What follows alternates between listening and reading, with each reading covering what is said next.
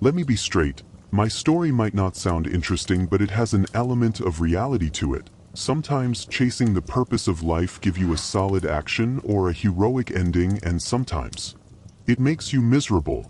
But to God's grace, life has been blessed amidst the kind of network I deal with.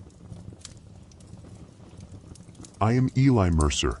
I sell cryptid and antique specimens in shady markets or organizations or to private collectors. Actually depends on who is willing to put in the price. Made quite a fortune with the simple life that I started as an U.S. Marine. Before I start with my biography in Files of Grandpa, maybe you wouldn't mind subscribing to the channel, because whatever you're going to hear is original and unfiltered. I live in a concrete house built like a tomb in the small town of Sault Ste. Marie, Michigan.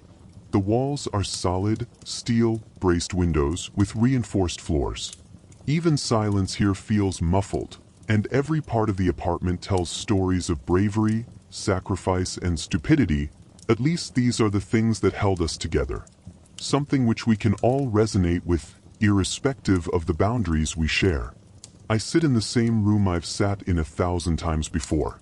Same old chair, same stained floor, same photo of Clara and Caleb tucked into the chipped edge of the mirror. There's dust on the frame. I don't clean it. I light the cigarette, same old Chester cigarettes. An old habit for the nicotine and the 2 minutes of silence that it brings for the brain, where all thoughts go void and peaceful. You ever try raising a kid in a world like this? Not the world you see on the news. I'm talking about the real one. You try being a father with blood on your hands and monsters at your doorstep. You try looking your son in the eyes and telling him his mother's never coming home, when it was you who led the devil to her. I love my wife. I still do. But I failed her the moment I said yes to the first job. Clara always said I kept too many secrets. She wasn't wrong. I told her I was a contractor. Government work. That was true, just not the kind she thought. She figured I was doing surveillance or extraction. She didn't ask many questions, and now that I have lost her to fate that was meant for me, I feel like a loser. Maybe she didn't want to know the truth. Maybe she did, and she was just waiting for me to crack first. She saw the scars, the weird gear, the hours spent in the basement, the locked doors, the late-night showers I took after coming home, covered in something I never let her see in the light. But I lied, and she forgave me more times than I deserved. It's strange, the things that stick with you. Not the kills, not the screams, not even the sound of bones snapping under your grip. It's the little things. Clara's laughter when she caught me practicing Spanish with Caleb in the kitchen. The way Caleb used to leave his toy revolver by the door like he was guarding the house. The sound of Clara's voice calling us in for dinner. If I could hear that one more time. I was two men. One who knew how to love, and one who knew how to kill. And those two sons of bitches were never supposed to meet. But they did. They collided the night that thing tore through the car and took Clara.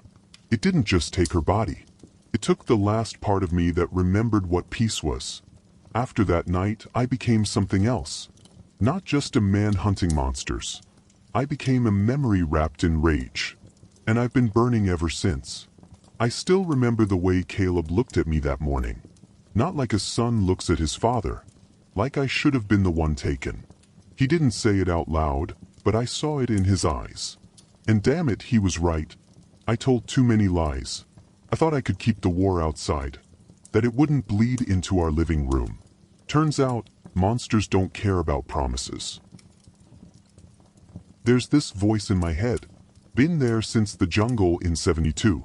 Saw too many things that I cannot comprehend or write down, since I'm not a pretty literature guy.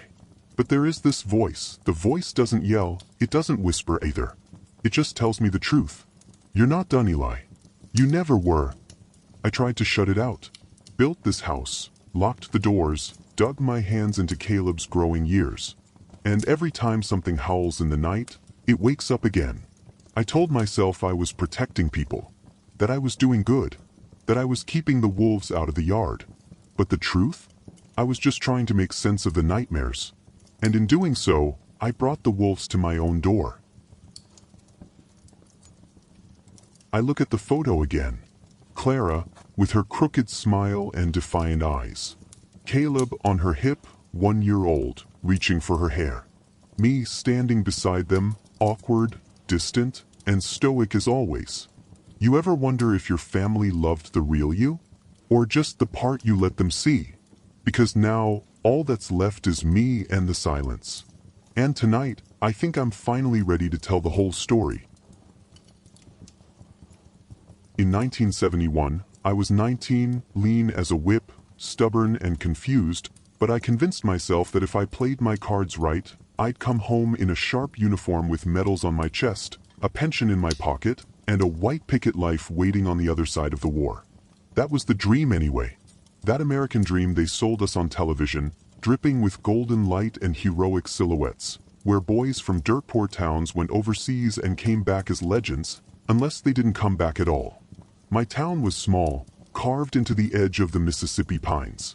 We didn't have much, but we had pride. My old man worked his hands to the bone building roads, and every night he sat in the same chair, a kind of classic American dad. He didn't talk much, but when he did, it was always about two things, duty and blood. He said, "A Mercer don't back down, boy. Not in a fight. Not in a storm. You stand your ground, or you die with your boots on." So I enlisted with a stupid grin and a duffel full of hope, thinking I was going to make something out of myself. The Marines shaved my head, and the training paid off. It made me a different person, the kind who knew how to be stoic as well as wicked with the weapons. 6 mags for harmless assault, 50 for war. By the time I hit my deployment orders, I wasn't the boy from the pines anymore. I was a rifle with legs. We were shipped to Southeast Asia in the dog days of '72, when world politics was brewing with hatred. The war wasn't clean, wasn't even war the way we imagined it. It was mud and jungle, fucked up guerrilla tactics, ghosts in the trees, whispers in languages we couldn't understand, and men whose dead bodies looked mangled and horrible in every possible way you can imagine. And it was there, deep in the jungles near the Laotian border, that the dream started to rot. I remember the heat first. It didn't feel like heat, it felt like being swallowed. Let me give you a small idea of the ambience then. Fresh air but sounds of 1,000 chirps and chattering leaves that never seemed to stop moving, like the jungle itself was breathing. And yes, the jungle was truly alive. You couldn't see more than 10 feet ahead unless you hacked through the vines with a machete, and sometimes when you did, you'd find things hanging in the trees, and when you get a closer look, it would either look like rotten corpses from genocide, or just banana leaves.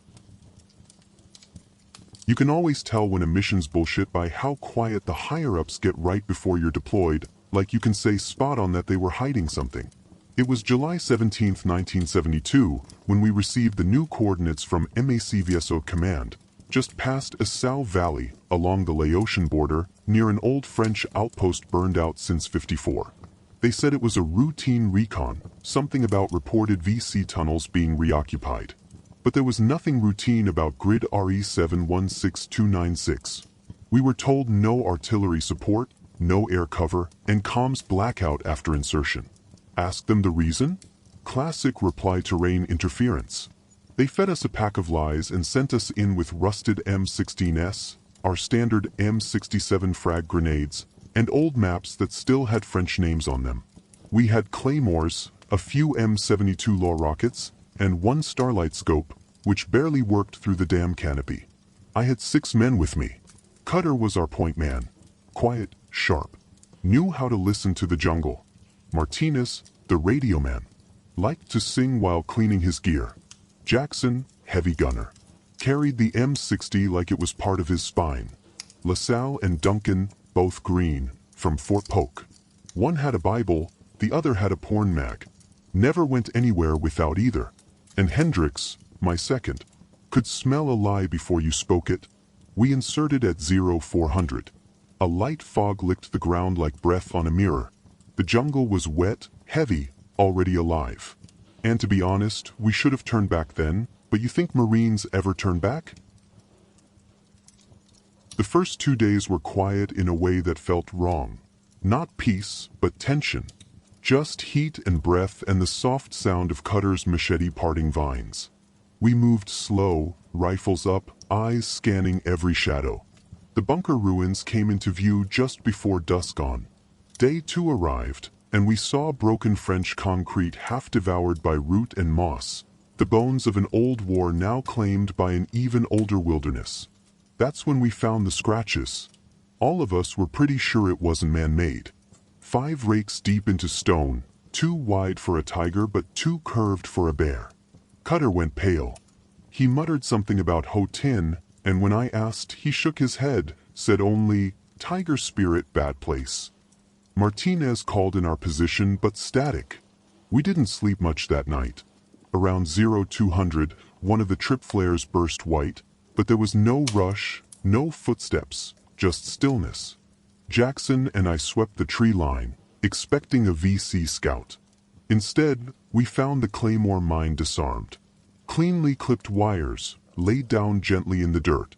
Then came the scream, from Duncan, and fuck it was his last. We followed the sound, running into the underbrush like fools.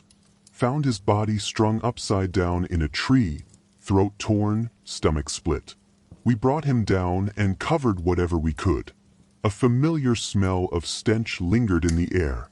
That morning, we pushed further into the valley. Against better judgment, we moved fast, trying to loop east toward the fallback point near base. But the jungle wouldn't let us. Then we heard it again, the clicking. Not bugs, not twigs, but a low, slow, rhythmic tapping like claws on wood, echoing from all directions. LaSalle started hyperventilating, praying with one hand and waving his rifle with the other. Then next was Martinez. I turned just in time to see him yanked backward into the foliage. No warning, no chance. His scream was short and wet, muffled like something stuffed mud down his throat. We found his body not far, back broken, and his corpse was half-eaten. We had already lost 2 men. You know the sad part? We didn't know whether it was a war casualty or something entirely sinister had taken them. It was the night of day 3 when we saw it. The real thing, a fucking cryptid mess. The Ho Tin. It moved like a tiger, but it walked like a man. Tall, hunched, skin striped like dried blood across sinew. Its jaw extended, empty eyes reflecting no light. Jackson fired the M60, ripping through foliage, and I swear to God that thing didn't flinch. Then it was gone. But not before we glimpsed the impossible. On a ridge across the clearing, a squad of NVA soldiers, likely lost, had frozen at the edge of the brush. They weren't aiming at us. They were staring at the same thing we were. One of them screamed, dropped his weapon and ran. The creature vanished into the mist between us. Not caring about uniforms or sides, we were all enemies. We reached camp late the next night, muddy, bloodied, wide-eyed, and silent. No one said a word in the chopper. LaSalle wept softly. Jackson stared at his own hands. Cutter muttered an old tribal chant I couldn't decipher, but I could understand that the man was praying in his own language. At base, I saw something that would haunt me forever. A group of captured NVA soldiers, caged and wounded, huddled in fear. One of them was screaming, shouting in broken Vietnamese, "All of you are going to die." Another pleaded to be shot, sobbing violently, refusing to be taken back into the jungle, asking for a quick death. For that moment, we weren't enemies. We were survivors in a war that was more than blood, and cheap guerrilla tactics and bombs and fucking blood and mess. That night, Cutter and I sat on overturned ammo crates, smoke curling between us, the jungle still breathing just beyond the wire. We shared eyes and knew in a common tone that whatever was out there was more than just gunpowder. Something primal was tracking us, and I mean all of us, irrespective of the Americans or Vietnamese. The next morning, a new set of orders came. A new grid, a new lie. I tightened my boots, loaded my rifle, and walked straight back into the green mouth of hell. Because that's what good soldiers do. Even when they know they're being fed to the wolves. This was how the days went with missing teammates and dead fellow soldiers. Yes, It was all kinds of death. Death from psychological tactics, death from traps, death from snake bites, and gunpowder, of course. The Vietnamese wasn't easy on us. But the thing that hunted us near the valley didn't just disappear. That actually bothered me, and if I am being honest, it was killing me inside. It followed me, not in body, maybe, but in the folds of my memory, in the way my fingers twitched for my knife every time the jungle fell silent. After that first encounter with the striped horror, that silent, bone-eyed creature that I started drawing. For something closer to obsession, I used whatever I could find: MRE wrappers, ration boxes, the backs of decrypted field maps. The first few sketches looked like what we saw: tiger-shaped, lean, massive. But the more I drew, the more the image warped. The teeth widened. The eyes darkened. By the time I was reassigned to the next base, I had taped one of the drawings behind my footlocker, hidden beneath a folded poncho liner. Every few weeks, I woke up gripping my knife with Martinez's name on my lips, or Duncan's. I watched the jungle at night like it owed me an explanation. During fire support missions, I saw shapes moving through smoke, striped shadows with burning eyes. Once, I fired into a thicket because I saw movement. Turned out to be a wild pig. I nearly shot the point man behind me. Sleep never came easy. My cot was always closest to the fire barrel, never the jungle edge. Routine gave me structure. Night watches, mine sweeps, prisoner duty. I built trench lines through swamps that reeked of rot and memory. I pulled bodies from wrecked choppers, some mauled like no envy ambush could manage. A few of the montagnards we worked with, good men, never looked me in the eye. I knew I was going paranoid. One day we recovered a wreck near Key San, bodies gone, just the rib cages left. I carved the image into a page of my notebook and labeled it methodically. I cannot argue more, that creature had awoken something in me. It got worse as the war went on. I nearly shot a kid once. Vietnamese, barely 12, holding a cracked radio. I thought it was a trigger. I still dream about that. Another time I found animal tracks leading into the jungle. They ended in human boot prints. The jungle wasn't just alive. It was watching, testing. The Ho Tin wasn't a fluke. It was a symptom. I volunteered for tunnel crawls hoping to find it again. I disobeyed orders to follow strange tracks. I fought a lieutenant who called it a fairy tale. He got a broken nose. I got a week on latrine duty. It was damn worth it. As 1973 rolled closer and whispers of withdrawal spread, I found myself more afraid of going home than staying. The jungle had taken something from me, left a mold in my mind that no city could fill. Clara wrote once every 2 weeks. I tried to write back, but every page got filled with sketches.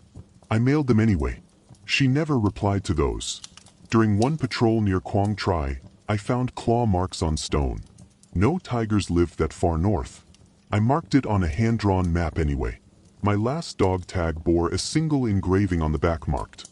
I burned most of the sketches in a trash drum before we flew out. But I kept some. I folded it and slid it into my helmet. It was still there when we touched down in California. The jungle didn't come back with me, but it left an open door.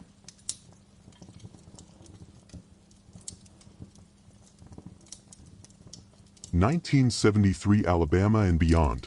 My old man was older now, but he had a smile on his cheeks. You know the perks of making your dad proud.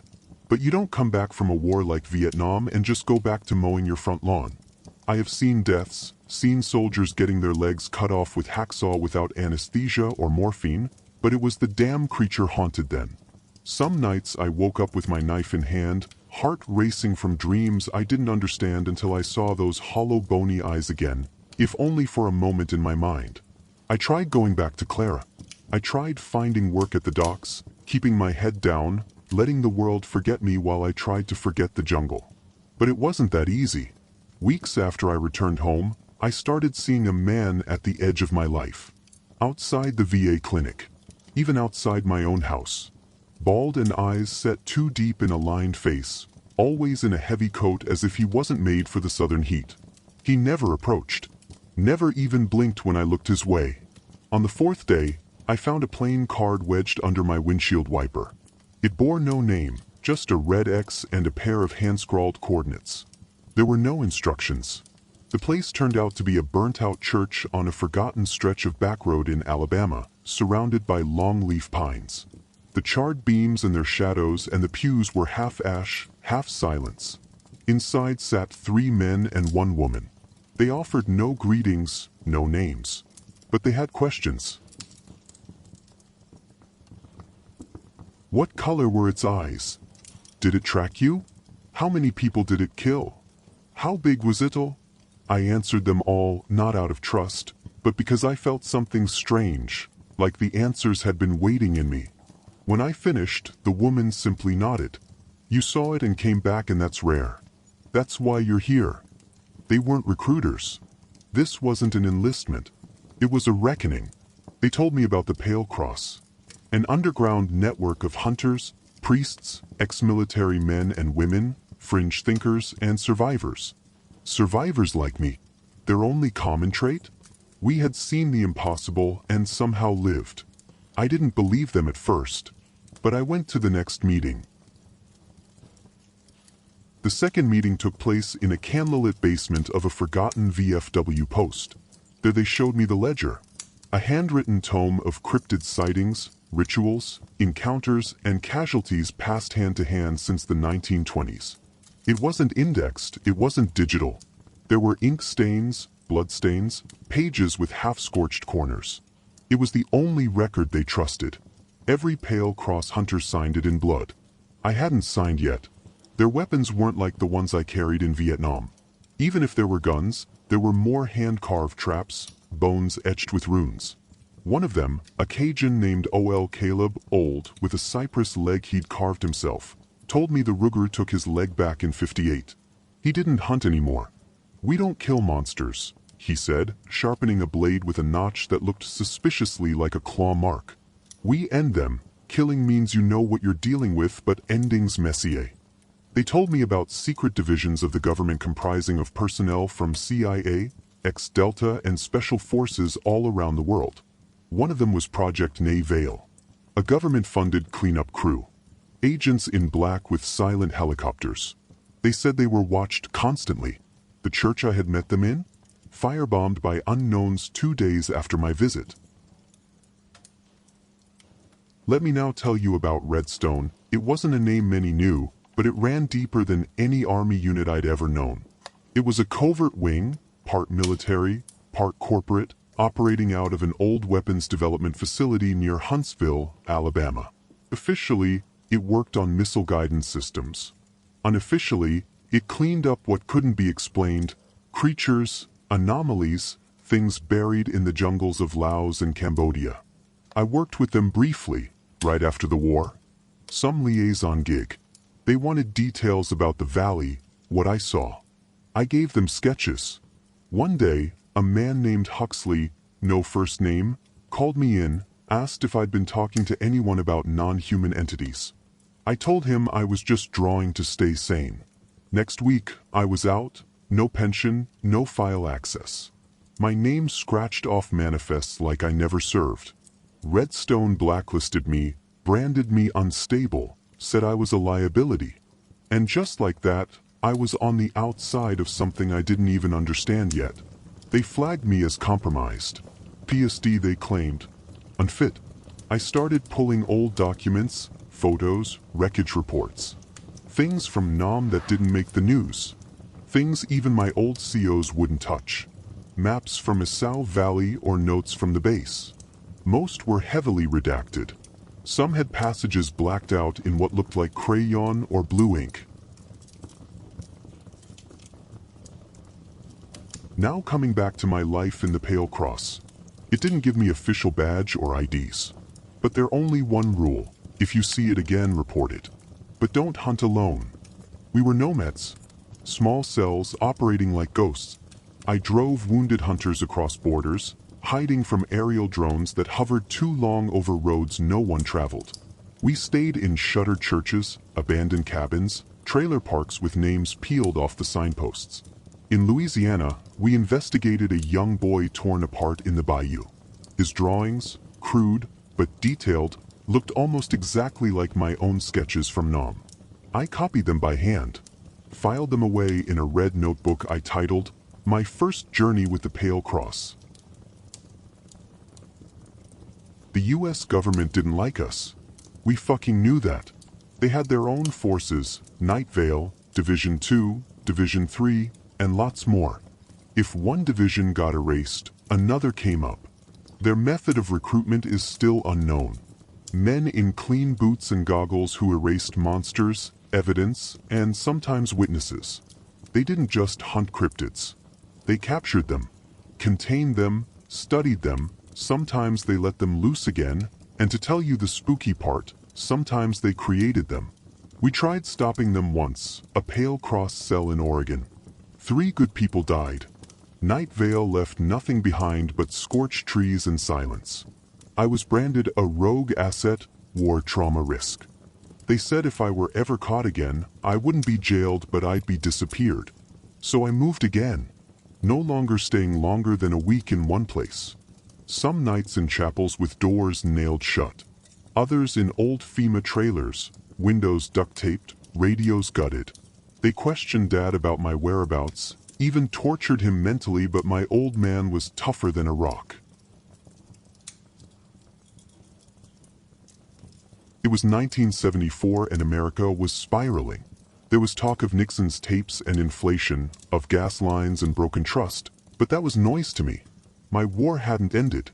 I just changed uniforms, traded fatigues for shadows, medals for silence. There was no paycheck anymore. Only stories passed between firelight and fog. The Pale Cross didn't recruit with posters. We didn't have patches. What we had were the broken, the ones who saw and weren't believed. The ones like me. After signing the ledger, I drifted from one backwater town to the next. Trailer parks with no name. Shuttered churches where pews were replaced with cots and the hymnals held maps instead of scripture. Post-war trauma was eventually beginning to fade in this new lifestyle, and yes, the work did make me some money. I trained the new ones the only way I could, through stories. Campfire sessions filled with code words that were meant for cryptid or supernatural sightings and the ways to escape danger. They listened because they didn't know what else to do. But somewhere I could see my own reflection in their eyes. They all had questions and all had different stories. One night, Evelyn, a former nun-turned-relic keeper, handed me a stitched leather map. "War zones attract hunger," she said. I began to trace patterns: Vietnam, Rwanda, Chechnya, Fallujah. Places where too many came back wrong. I called them ghost circles. Places where the world had thinned and something else crept through. That's how the Watchers were born. A subunit of chroniclers. Don't mistake them for hunters. Our weapons weren't blades or guns but timelines, sketches, and testimonies. We followed aftermaths. We marked footprints that vanished mid-stride. We cataloged dreams. It was around that time I received a note. Just a scribbled message. Base camp wasn't the first. Look beneath the brass church in Key San. Then I knew that like-minded enthusiasts were sending coordinates. Late 1974, West Virginia. My first sanctioned hunt with the Pale Cross team was a disaster. A mine collapse in Greenbrier County had killed 3 men. The company said it was a methane blast. Locals said otherwise. They spoke of tapping sounds, like knuckles on iron, and lights flickering deep below. They said the knockers were back. We assembled a cell, Victor, a burned-out ex-paramedic. Evelyn, quiet and sharp, who hadn't spoken to God since the Vatican exorcism, and Mateo, a tracker from the Four Corners who never used his real name. It was cold when we descended. The mine groaned like it remembered every death. We saw the marks, scrapes high for human hands, narrow tunnels that hadn't existed in the original plans. Something was carving its way upward. Victor went first, walked into a shaft none of us saw open. Gone without a scream. Mateo swore he saw fingers in the stone. We found what remained of one of the miners. I don't even want to write down the details. Just know that he went through hell. Or he went to hell. We barely made it out. Evelyn collapsed at the surface, muttering prayers. Night Vale or whatever division government stuck up our arse arrived minutes later in an unmarked chopper. They sealed the mine and silenced the press. We were told to vanish. 1975, upstate New York. A ranger station went dark near Lake Champlain. Last transmission mentioned lights in the Treeline and a pressure drop. We were sent in a smaller cell, only 3 of us. The cross wanted eyes, but not bodies. The pressure was different. I personally felt my blood going cold or numb. Compasses spun. Radios turned to static even when powered off. We found the station half collapsed. But the strangest thing? No signs of attack. Just melting electronics and a scent like ionized blood. Then the dream started. Same one each of us. A forest that looped, a child crying, and a shadow with 100 blinking eyes.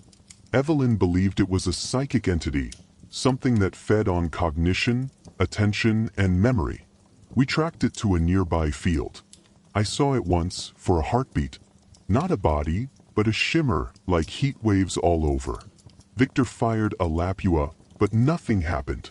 Then there was nothing. That thing hadn't made any noise so far.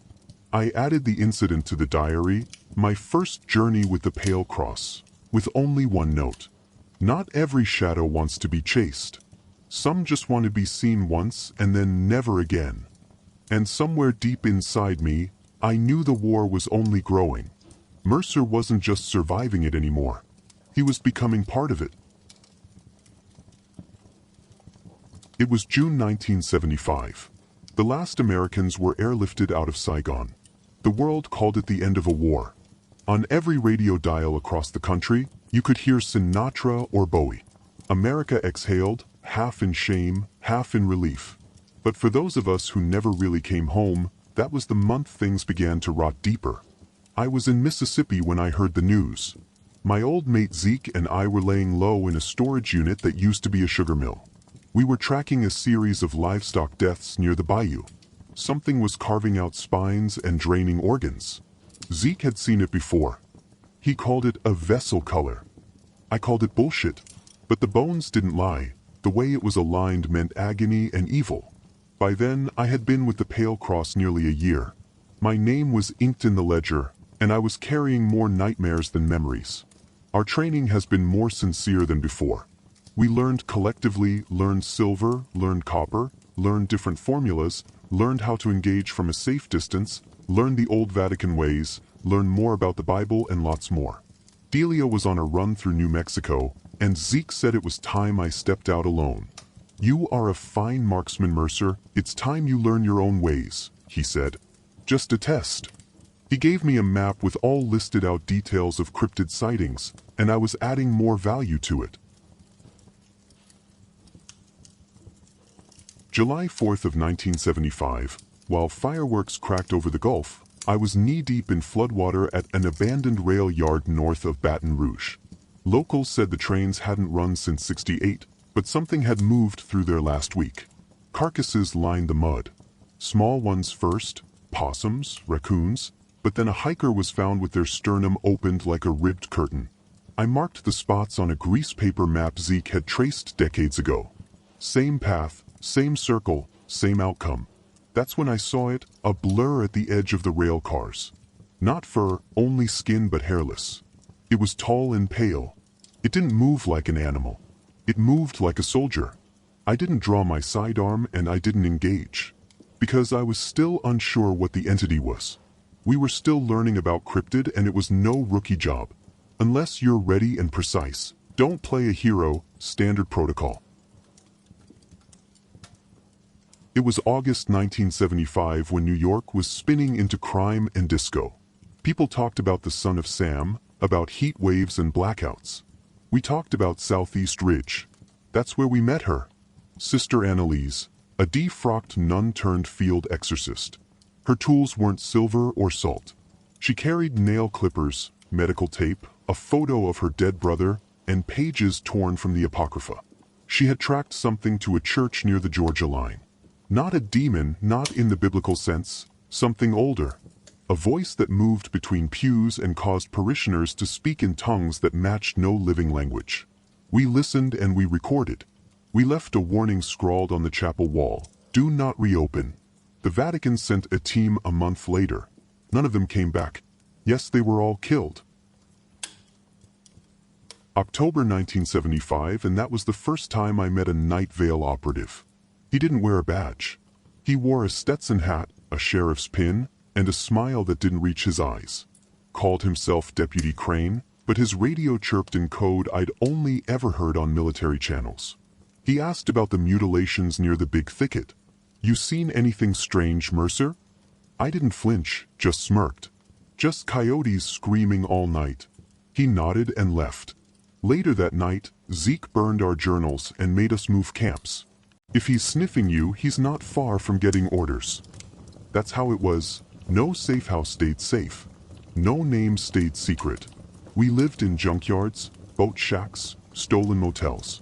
The world was spinning around us, but we weren't part of it. The bicentennial was coming. America was planning parades. We were mapping deaths. Thanksgiving, 1975. We met up with Delia and Sister Annalise again, this time in Texas. The night before, a young girl had gone missing near a creek bed. Her brother said she walked into a tree that wasn't there. We found the imprint of her body in the mud. No footprints around it. Just a trail of blood that stopped 6 feet into the air. Annalise held her photo and whispered Latin beneath her breath. Delia just looked tired. Real tired. That night, I couldn't sleep. I kept seeing the creature from the rail yard, still faceless. The dreams came back. Zeke told me, "You endure them. You learn the shape of their hunger. You become part of the dirt beneath their feet. And then when you mature, you kill them." I didn't understand that until later. But that was the season it changed. The season I stopped waiting for the government, or the church, or the world to name what we were doing. We weren't witnesses anymore. We were preparing for something worse. And in the silence between wars, the decade during which the world tried to forget the blood and mess, there was war lurking in the shadows. By the time 1983 hit with its fluorescent advertisements and plastic smiles, the pale cross had grown silent on the surface, but its roots stretched deeper through the forgotten veins of America, under the bones of shuttered rail depots and faded motel rooms that held more secrets than Bibles. We were no longer just a group of survivors huddling together for warmth. We had become something older, colder, a lineage of watchers, chroniclers, and reluctant executioners. And it was around this time that the new blood started pouring in. Not in torrents, but in trickles, recruits whose eyes were too clean, whose boots still carried the shine of optimism, not the dirt of graves. They came from every crooked edge of the country. A kid from Arizona who thought the chupacabra was just a myth until his uncle disappeared near Yuma. A girl from the Dakotas who dreamed of red eyes watching her every time she shut her curtains. And one fella from the East Coast, ex-CIA, dishonorably discharged for conduct inconsistent with human engagement protocols, which, in layman terms, meant he saw something in Fallujah he shouldn't have, and then talked about it. They were hungry, unscarred, arrogant, and that was the most dangerous thing about them. Delia had asked me to take on the role of mentor, not because I wanted it, but because, in her words, the kids will listen to you because they see a hero. So I did what I knew. I didn't give lectures. I told stories. I didn't bark orders. I asked questions they didn't know how to answer. What color were its eyes? I'd ask, what did it smell like? They'd hesitate, then I'd tell them, if you don't know, you didn't really see it.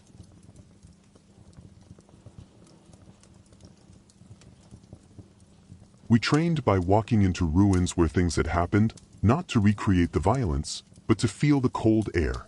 We studied footage never meant for public eyes, faded Polaroids of clawed corpses, government-redacted field reports with just enough blood left in them to guess what had been erased.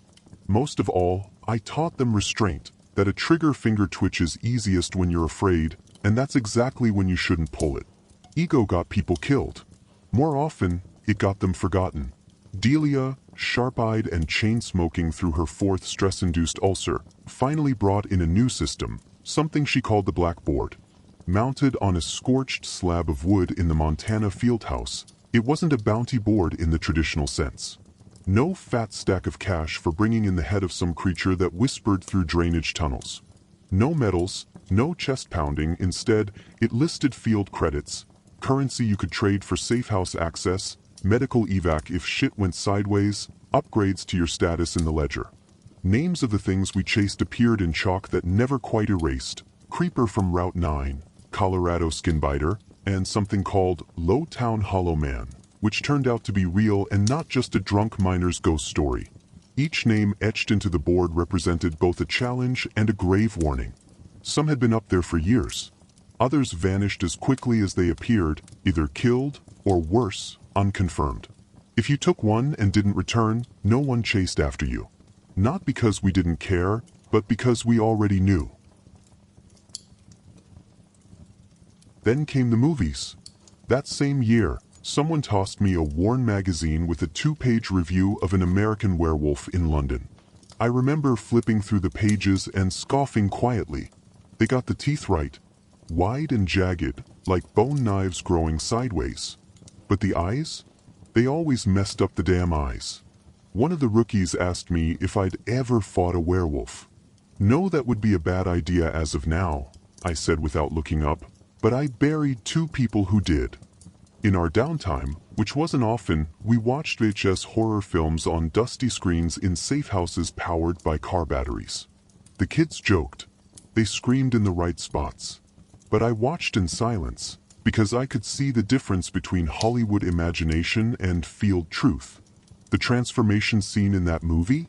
I leaned in and whispered, that happened in '72.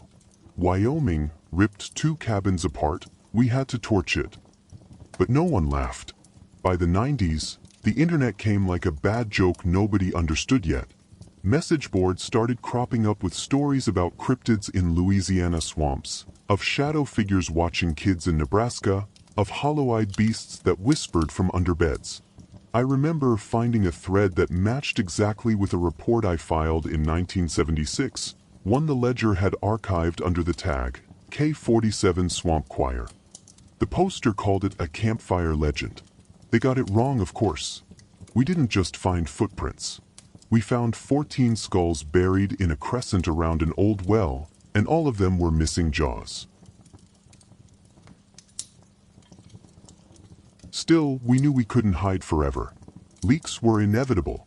Pale Cross began erasing itself actively, shredding documents, rotating safehouse locations, burning some archives just to keep Night Vale from finding us.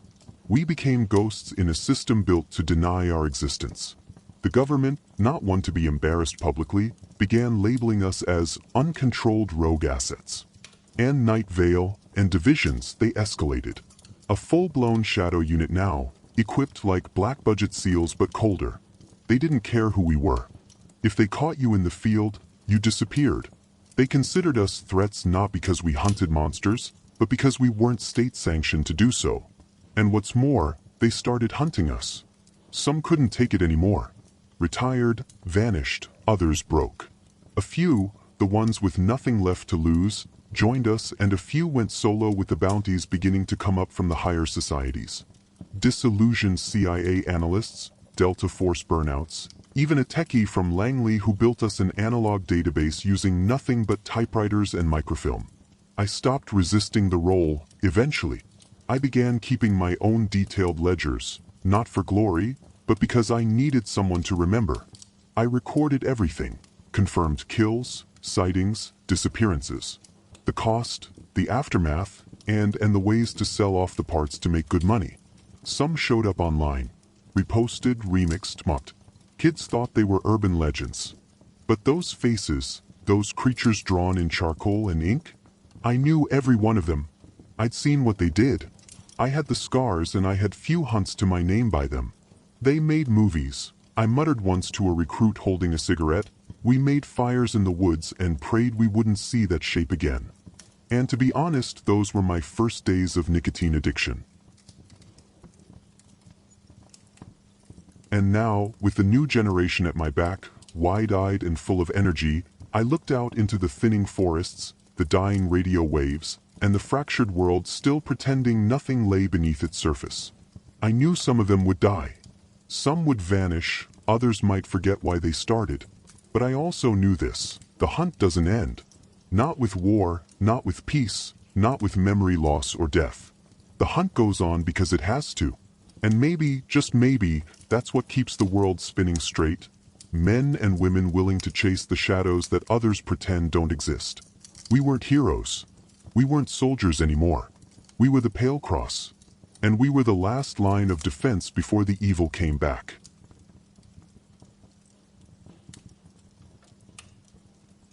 I am Eli Mercer, a father, a husband, and a cryptid hunter. And this is the first part to my story. If you liked today's episode, do subscribe and support the channel. Your support means a lot. Thank you very much.